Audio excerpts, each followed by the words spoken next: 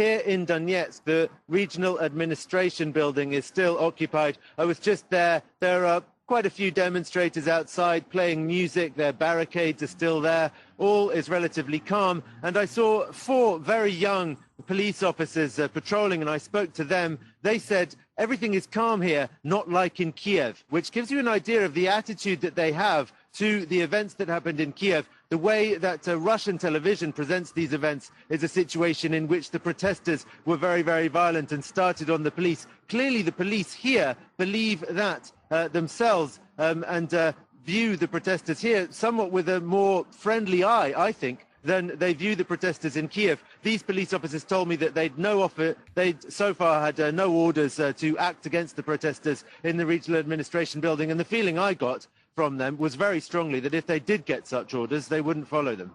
Gulliver, you've also been speaking to locals there. What have they been saying in particular about this new Ukrainian government? Does it still have the people's support if it ever did?